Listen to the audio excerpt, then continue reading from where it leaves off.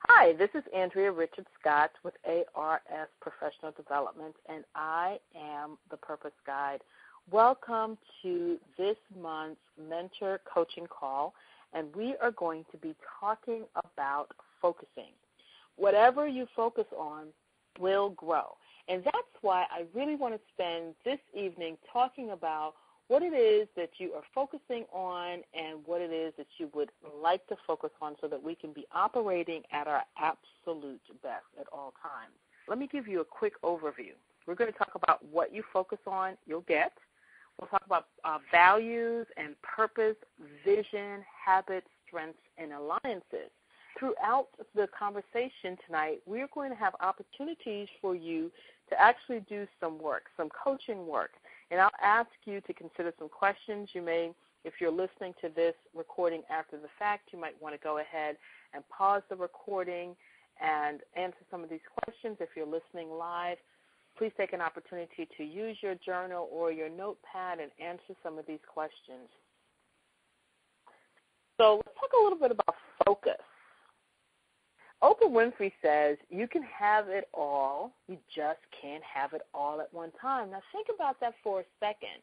As business people or parents or friends, daughters or sons, we tend to have so many roles that we are playing.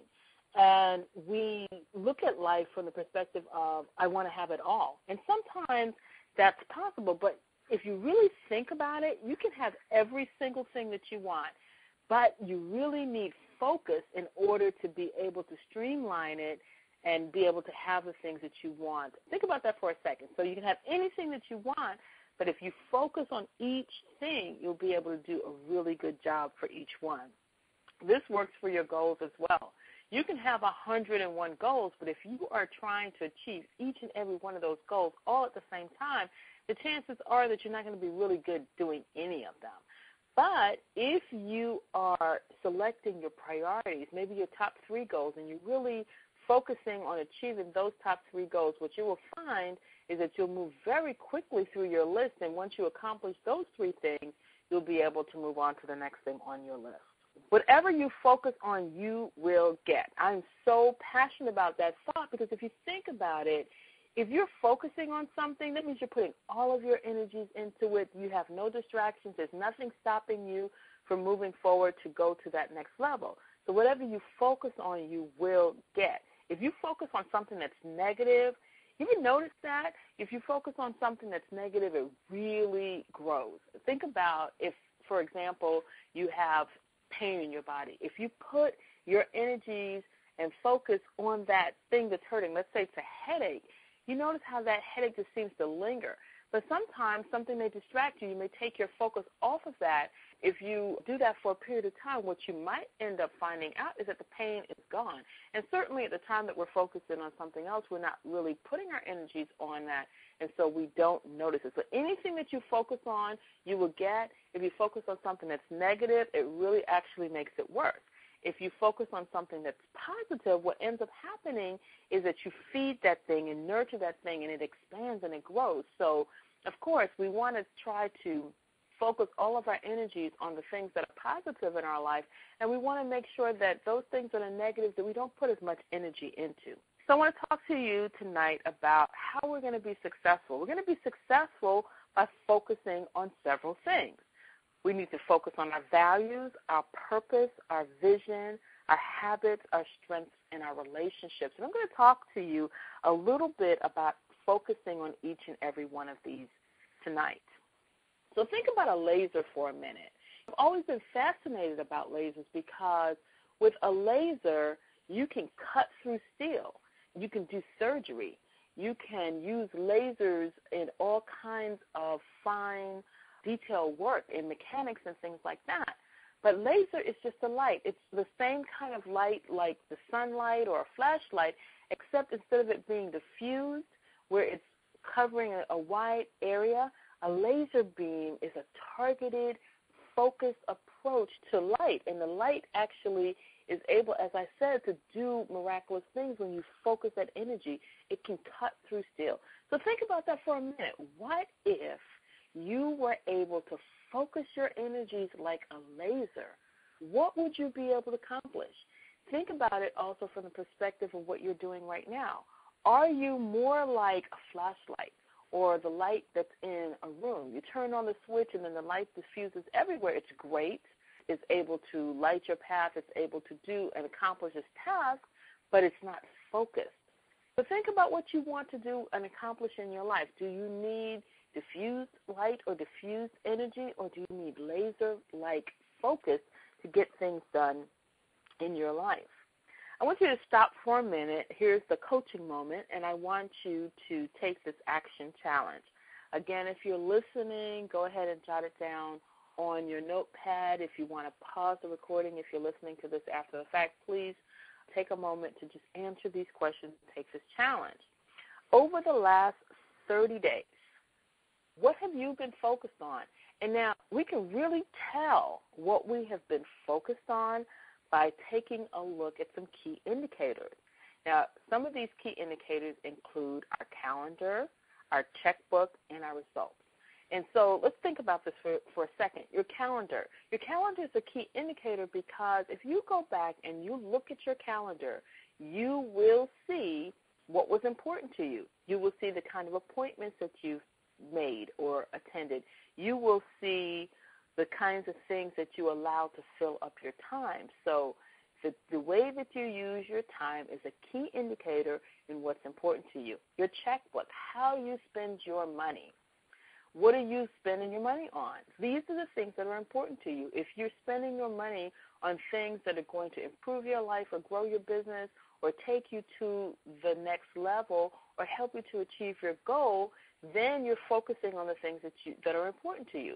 If you find when you look in your checkbook that you're wasting money or spending money on things that are not meeting your needs or taking you closer to your goal, then that's something that you really need to take a look at and really need to refocus there. And then what about your results? I said before, whatever you focus on, you will get. So if you are getting results that you do not want, then it's very likely that you're focusing on the wrong things. So take a look at that. Make a note in your journal or on your notepad and be honest about this. What have you been focusing on over the last 30 days? Look at your calendar, look at your checkbook, and look at your results and be honest. Where has your focus been? Now, if you don't like what you see, if the indicators aren't good, what you want to do next is commit to refocusing your energies. It's really simple. Make a decision right now. What are you going to focus on for the next 30 days? What will change? What are you going to do differently? If you always do what you've always done, you'll always get what you've always gotten. And what we really want to do in terms of this Silver membership program that you're involved in is make significant and real lasting changes in your life. Now, we're not going to expect change to happen overnight, but if we're committed to taking these small steps, these small little steps, you will start to see changes in your life. Now, what I want you to do, and this is where the challenge comes in, really do this. I mean, take the moment to do this. It's not a huge task. It's just a very small thing that you can do to just tell yourself and confirm with yourself that you're serious about what you're doing. I want you to write down, date, and sign a commitment letter to yourself that says what you are going to do over the next 30 days to change your perspective and your focus so that you will get the results that you want to have. Again, this is going to show up in your calendar, it's going to show up in your checkbook, and it's going to show up in your results. So take this seriously. The next thing I want to talk to you about is values. Now, everyone has different values, and so it's very, very important that you understand what's important to you, what values you have. Those things are going to help you to determine what priorities you're going to place on the things in your life. John W. Gardner says, our problem is not to find better values, but to be faithful to those that we profess. And so often what happens is we have a set of values that we really believe in, whether your value is economic, freedom, or maybe your value is security, or maybe your value is quality, whatever. You know what stands out as your values. So you have this set of values that you really believe in, and you've probably made note of those over a period of time. So are you living up to those values? Are you really focusing on those? Are they driving you in all aspects of your life? Do they help you to make the decisions that you make daily? So what we want to do is we want to prioritize our values. We really want to determine, okay, of those set of values, what's important to us. What I'm going to do is I'm going to post in the membership area a list of values so that you will have something to work with. But I'm going to go ahead and post that right here along with this lesson so that you will be able to quickly and easily download it and determine what your values are. Okay, so I want you to prioritize your values and then align your priorities with your values. So think about your spiritual life. Think about your personal life. Think about your business life. What values do you have in those three areas? Now, once you understand what your values are, do your priorities, the things that you're focused on, the things that you're doing, do they line up with your values? If you systematically focus on what's important to you, you will begin to see real changes and real lasting success. So what you want to do is you want to write down your goals. Be very, very clear about the goals and focus on the ones that you desire the most, because you may have lots of goals. You may have 101, as I mentioned before. I have 101 goals that I wrote down on a piece of paper, and every so often I go back and look at them to see how many of them have been accomplished. But what I'm talking about here is to really write down maybe what are your top 5 goals that you want to achieve over the course of the next year or so. Really look at those, be very clear about them, understand what it is that you want to accomplish, and again, whatever you focus on, that's what you're going to get. So we want to focus specifically on the things that we really want. When I think about values, I think about Don Cheadle. He played Paul in this movie about Rwanda. And what I loved about it was that after he played that role, he really got into that, and it really touched his heart. And he ended up partnering with Amnesty International to raise awareness about the horrific realities about genocide in Africa. So that ended up raising to the top of his list in terms of his values, and he went out and did something about it. And that's what our values should do. Our values should really drive us to take some form of action. So I'm going to challenge you again. This time, what I want you to do is I want you to align your priorities to your values, and I want you to look at your priorities in your spiritual life, your priorities in your personal life, and your priorities in your business life. Go ahead and write them down. You can pick 3 for each. So in other words, what are your top 3 priorities that you're focused on right now in your spiritual life? What are your top 3 priorities in your personal and your professional life? Go ahead and write them down. I always encourage you to use a journal or to write things down, because when we write things down, it makes it more concrete to us, and it really sends a signal to our subconscious that this is something that's important, something that we want to focus on. And over a period of time, as we continue to take these challenges, as we continue to have these lessons, you'll have a journal full of information about yourself. You'll get to know yourself better, and you'll start to be able to make clear and responsible decisions about what you want to do with your life. The next thing I want to talk to you about is purpose. And, of course, as a purpose guy, I'm always really fascinated about how people get to their purpose and how people are clear, or how people get clear about what their purpose is.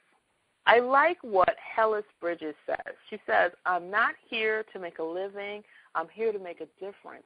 And I think that when we're thinking about business and we're thinking about doing business that we truly love, something that we're passionate about, something that really gets our juices flowing and gets us up in the morning, it really isn't about the money. I'm not saying that we don't want to make money. We absolutely want to make money because we have to pay our bills. We have responsibilities as well. But have you ever found that when you're doing something that you're passionate about, that you enjoy doing, that you love, the time just goes by so fast, and really you do it for free. And that's the kind of purpose that we're talking about. We're talking about finding that thing, really targeting the people who need you the most, figuring out how you can serve them, and then using your passion to accomplish all of that. And so we're all about making a difference. Yes, we're going to make money at it as well, but what is it that you're doing that's going to make a difference in the lives of the people that you serve? So know your purpose. You don't really have the luxury of aimlessly wandering. A lot of times people tell me, I don't really know my purpose. I'm not sure what I was called to do. I don't know what I was created to do. And the thing about it is we have been given so many clues as to what our purpose is. And one of the biggest clues that I always say is look at your life. Look at what you've already done. Look at the things that you've overcome. Look at the pain that you've experienced that you have somehow been able to master. Look where you were and where you are now. I believe these are all indicators of how you then can help somebody to achieve what you have done. The other way that we can get to our purpose is to just really ask.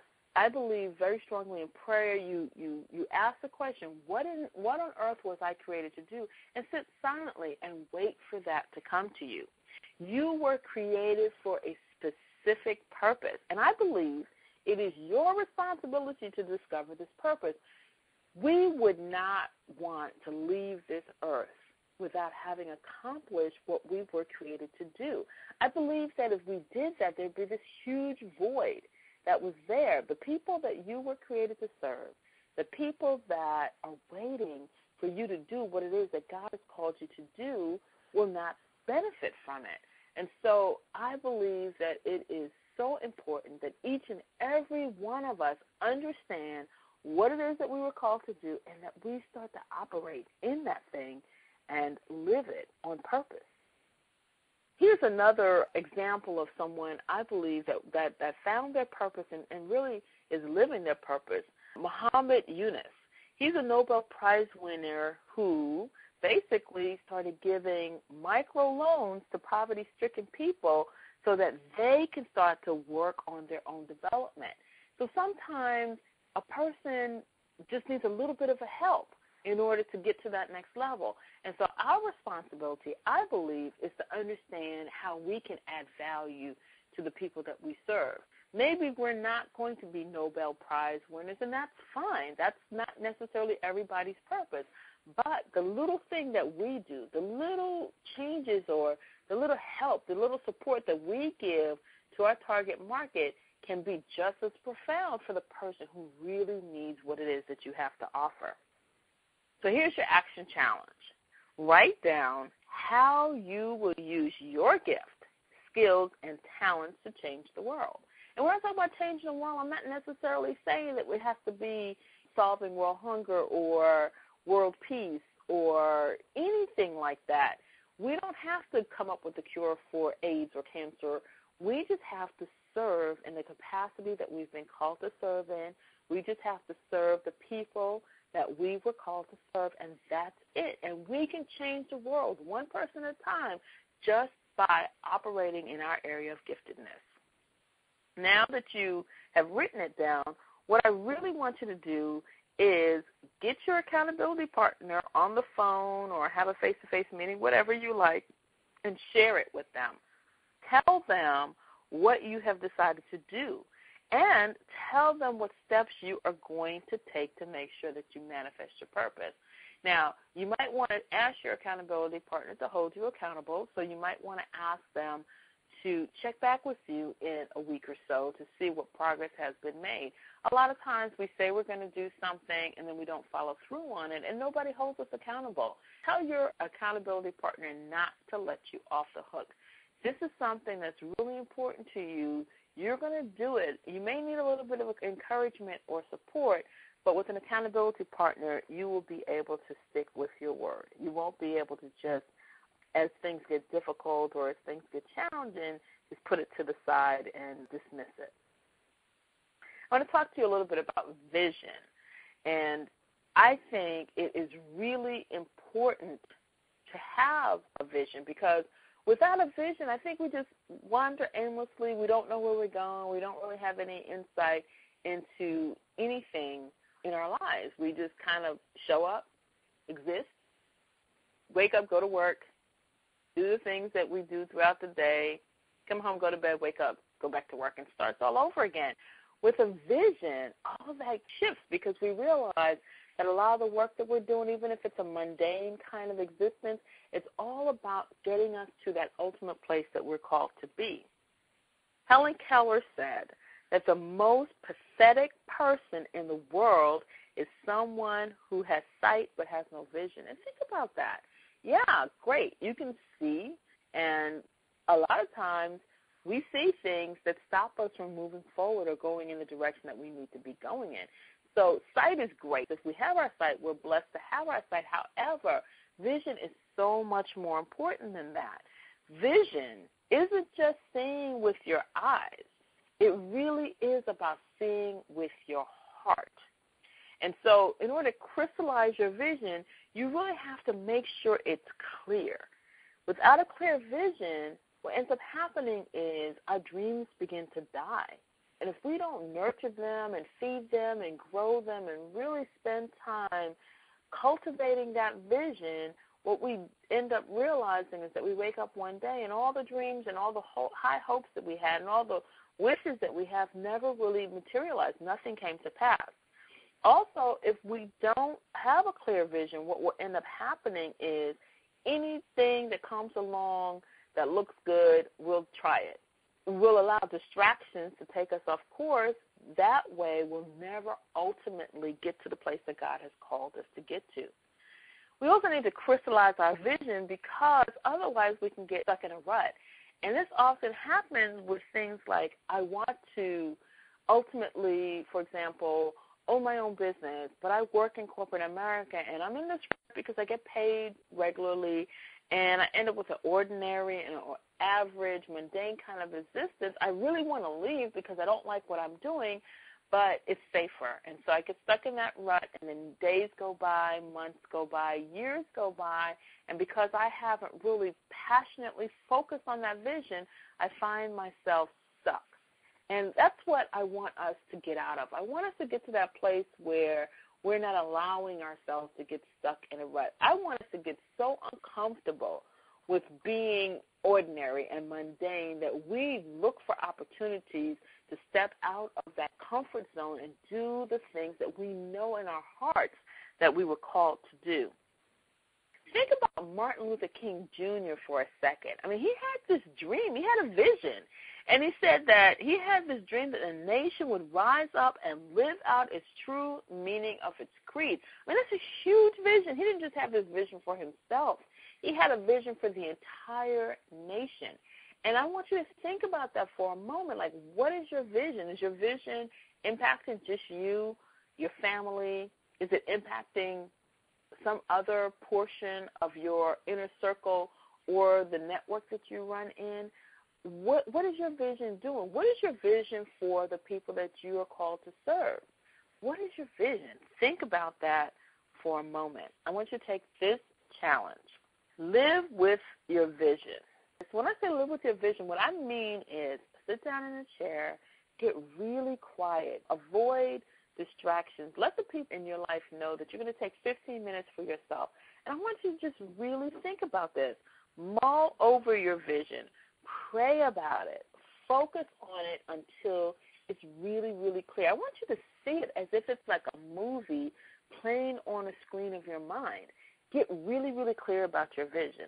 Then I want you to write it down. Make it as plain as possible, okay? And then post it somewhere where you will see it, wherever that place is for you. Sometimes it works to put it on your bathroom mirror, maybe someplace in your car if you're in your car a lot, at your desk at work, someplace, a screensaver on your computer, someplace where you're going to see this often. So go ahead and write it down. Write down that vision. Make it really, really clear, because your vision is going to be your driving force to get you to where you want to go. Let's talk a little bit about habits. I like this conversation about habits because the thing about it is when you first start a habit, it's really difficult to get going. But have you ever noticed that once you get used to doing it over and over again, it's kind of like you're on autopilot? Charles Noble says, first we make the habit and then the habit makes us. Think about that for a second. If you are in the habit right now of doing something that's negative, what you will find is that your life begins to deteriorate because every time you do it, you're kind of reinforcing that habit, and it is dictating who you are. Same thing with positive habits. Any positive habit that you have, when you first start it, it's going to be difficult to get it going. Let's say, for example, drinking water. It might be difficult for you to drink water, but if you start drinking your water on a regular basis and doing it consistently, consistency is absolutely the key in terms of forming habits. The minute that you break that consistency, you're almost starting another habit of going in the opposite direction. So what I want you to think about in terms of habit is, what habits do you want to form and what habits do you want to break? Change your habits. Habits determine the quality of your life. I talked about that just a little bit a while ago. If you have good habits, you're going to see the quality of your life improving. And if you have bad habits, you're going to see that the quality of your life is going to decrease.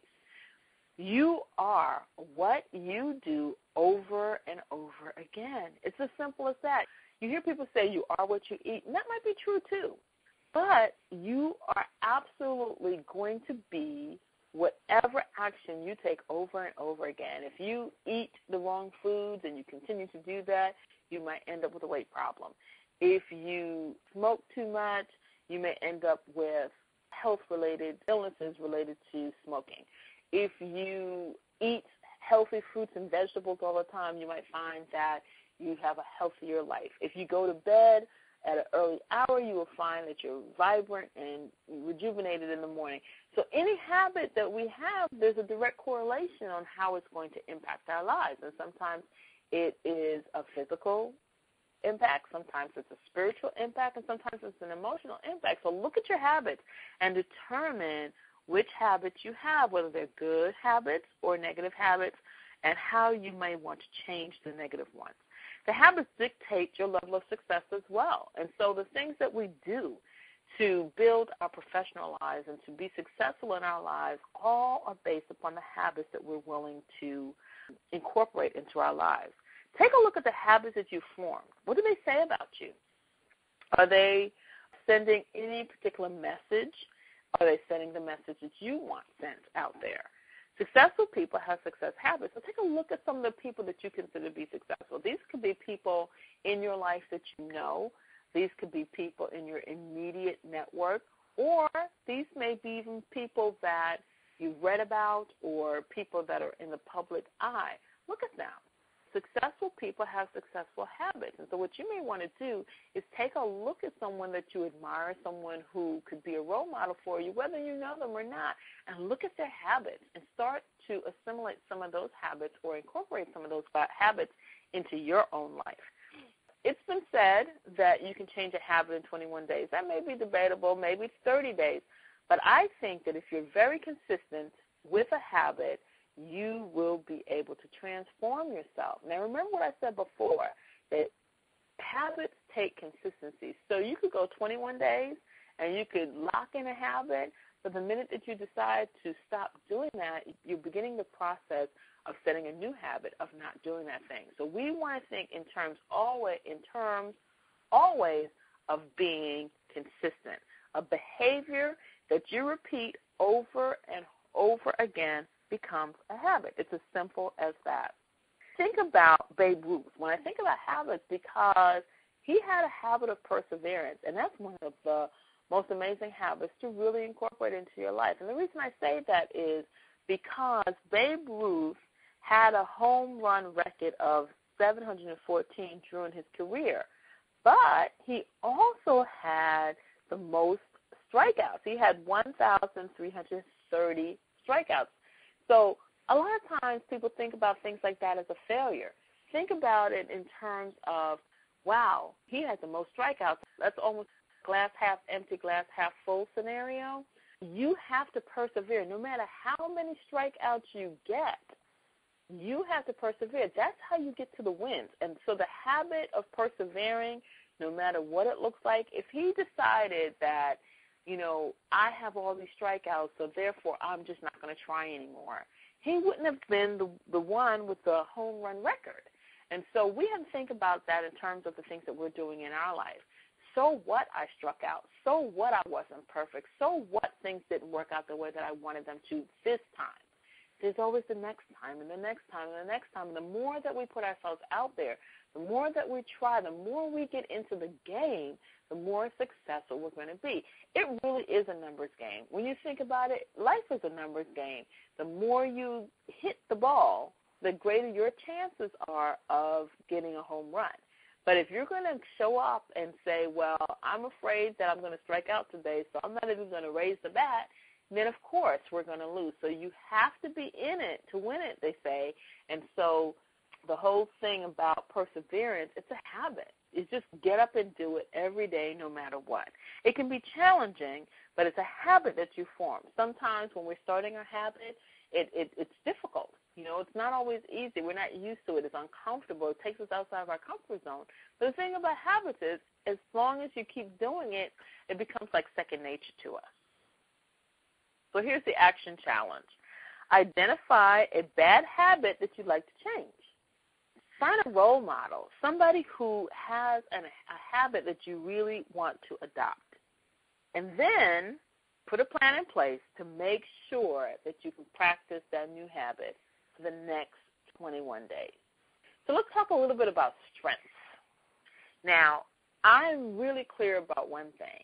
If you focus on your strengths, you're going to be a master in your area of giftedness. If you focus on your weaknesses, I think you're not going to be a master. You're just going to end up, maybe you'll improve a little bit. So I like to say I can't sing, and it's true. I can't sing, and in fact, I know I can't sing because people have told me that I can't sing, and that's okay. Now, instead of focusing on my area of strengths where maybe communications or writing or supporting other people, if I focus on those things, I can get better and better at those things. But if I decided that I wanted to be on American Idol, knowing that I can't sing, and I go out and get voice lessons and I improve, I may end up being just mediocre, but the chances are I'm never going to be able to sing as well as some of these other people who are just gifted and talented in those areas. And so I want to encourage you to really think about strengths in terms of what is your strength and how can you really focus on your strengths. Dwight D. Eisenhower said, only strengths can cooperate. Weaknesses can only beg. So if you have a weakness, you're really going to have to try to figure out another way around that. Really focus on your area of strength. So I like to say you build your strength and you supplement the rest. Everyone was created with unique gifts, talents, and abilities. We all were. And the good news is that we were not created with the same gift, talents, and abilities. So there's someone out there who has gifts and talents and abilities that are going to supplement and support your gifts, talents, and abilities. So I don't think we should build on our area of mediocrity. I can't sing, so I'm not going to focus on singing. I can do other things while I'm going to really put my energies into growing in those areas. So I want to master what I'm good at. This way, you're able to go from good to great. If you're good at something right now, whatever that thing is, think about what you need to do to take it to the next level. Think about what you need to do to build your expertise in that area. And then in terms of your weaknesses, just find other people who have strengths that you don't have. Say, for example, you're in business and organization is not your strong suit, but maybe you're a visionary and you can come up with really good ideas and things like that. Well, you may want to partner with someone or certainly hire someone, maybe a virtual assistant, who can help you with the organization piece of it. So you can't be all things. That's how we end up burning ourselves out, getting stuck in a rut, being overwhelmed because we're just trying to do too much, and oftentimes we're trying to do things that are not in our area of strength or giftedness. Find somebody else to support you. If you can't afford to hire someone, maybe you'd be willing to barter with someone to do something like that. But make sure you get the help and support that you need on those areas that you're not gifted or talented. Synergy is when the whole is greater than the sum of the parts. And I think it's really important to think about that. You want to find synergistic relationships. You want to, when you're going out and you're meeting people and you're building your teams and you're incorporating people into your inner circle, you want to find people who aren't necessarily exactly like you. It's great to have friends who are just like you, but often that leads to dysfunction because there's this area there's going to be a gap, and there's this area that's not being served. You know, everybody can't be in front of the room. Some people have to be in the back office taking care of all of the administrivia and that sort of thing. So think about that when you think about your strengths and weaknesses. What is your strong suit? If you're the person that's good sitting in the back office, then you definitely need to find somebody who's more outgoing and somebody who wants to be in the forefront. I think about gymnastics. Think about that. I mean, like, I love watching gymnastics in the Olympics, for example. I just love it. It mesmerizes me. I did gymnastics when I was younger in high school. I won't even pretend that I was anywhere near the level for competition, but I enjoyed it. And one of the things that I enjoyed about it is that you had to focus on your areas of strength. When I did gymnastics, I was good on the floor, but I knew that I wasn't necessarily good on everything. And so what you want to do is focus yourself on your areas of strength. A lot of times with gymnastics, they do the same thing over and over again. And the lesson that I want to take away from that is that you want to focus on improving the fundamentals in your area of focus. That way you will be good at what you do. But if you're all over the place trying to learn to do everything, you'll never really get good at anything. So we want to focus on improving your fundamentals in your areas of focus if you want to get good at what you do. Action challenge. Here's what I want you to do next. I want you to list your strengths, and then I want you to look for ways where you can become a master in those areas. Then I want you to list your weaknesses, and I want you to look for individuals who have the strengths to complement your areas of weakness.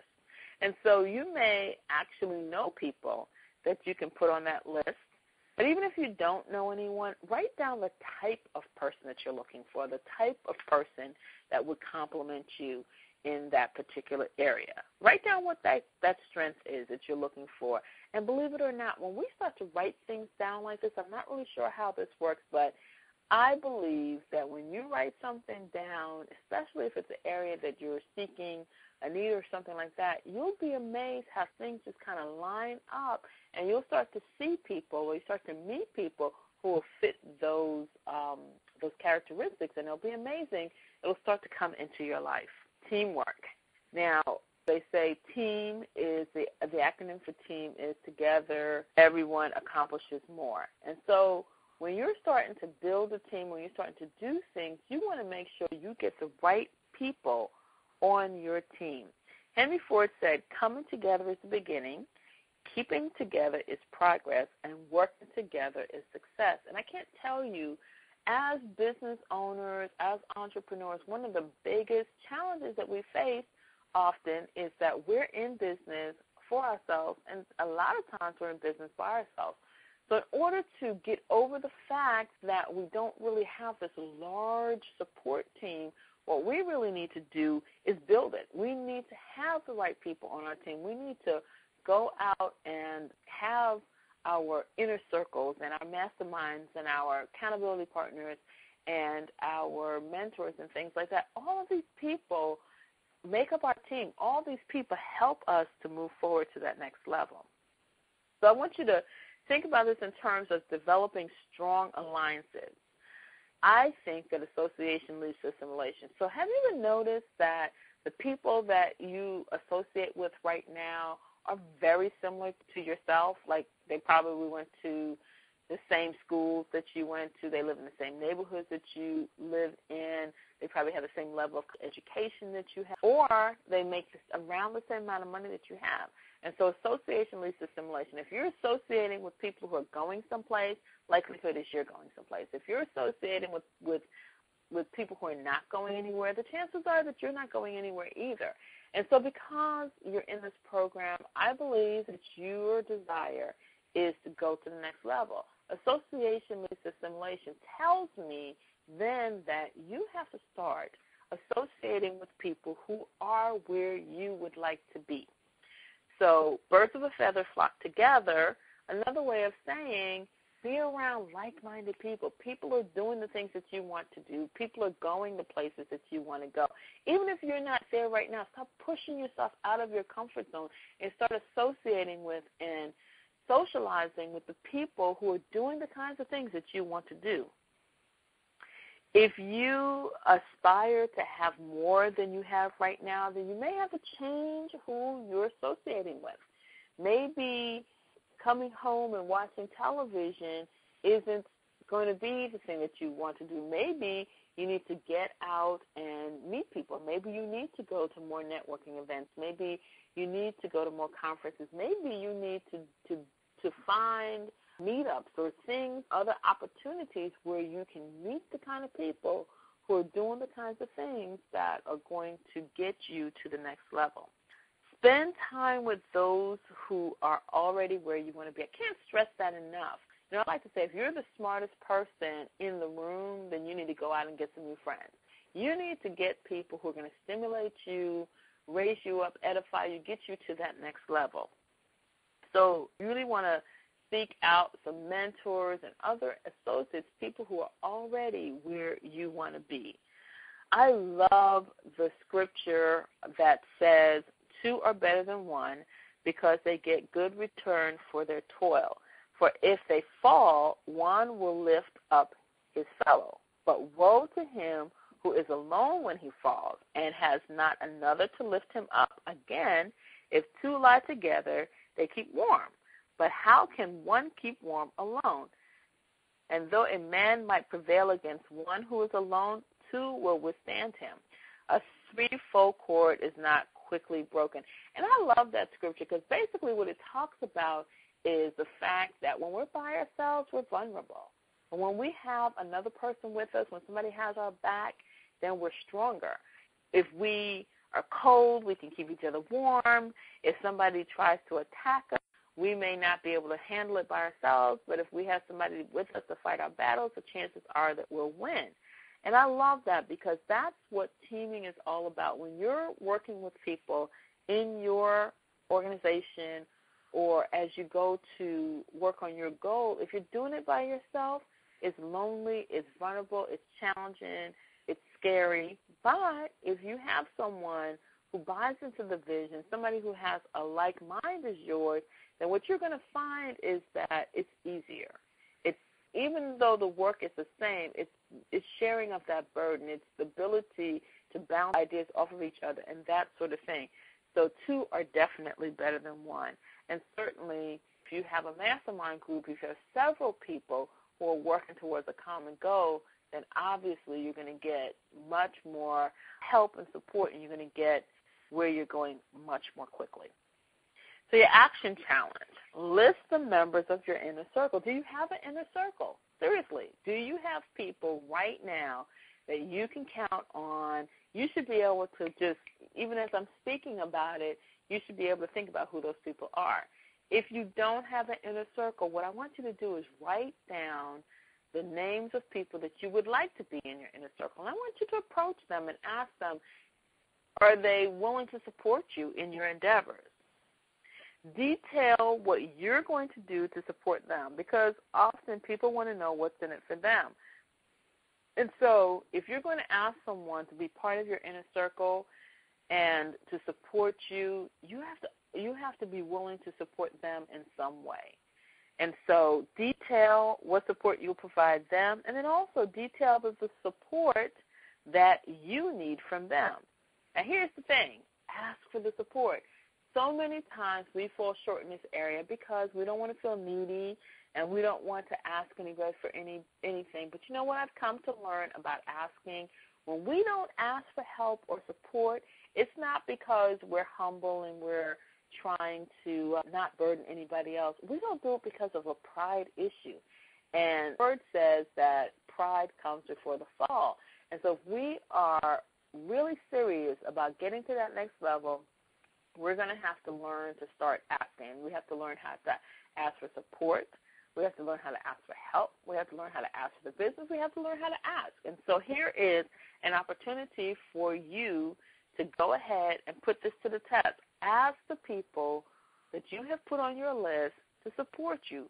Create your inner circle. Determine how often you want to get together with them, and begin to pull them into your business and to your concept so they can help to shape the person that you're going to be and the business that you're going to form. So here's the question for this evening. We're getting ready to wrap up, but I want to ask you this question. Which focus principle do you need to implement in your life? So we talked about several of them, right? We talked about what you focus on will grow. We talked about knowing your purpose. We talked about crystallizing your vision. We talked about changing your habits. We talked about building on your strengths and supplementing everything else, supplementing your weaknesses. And we talked about developing strong alliances. So which one of these do you really need to focus on and implement in your life? And the next question is, what commitment will you make to focus on your priorities? Take a moment to answer these two questions. Remember, we are going to be meeting again the first Tuesday of next month, and I look forward to talking to you then. Again, this is Andrea Richard Scott, the Purpose Guide with ARS Professional Development, and you can contact me offline if you need to speak to me at 866-302-6501. Go back to the website and visit us at www.purposeguide.com, and I look forward to talking to you soon. Have a great day. God bless you.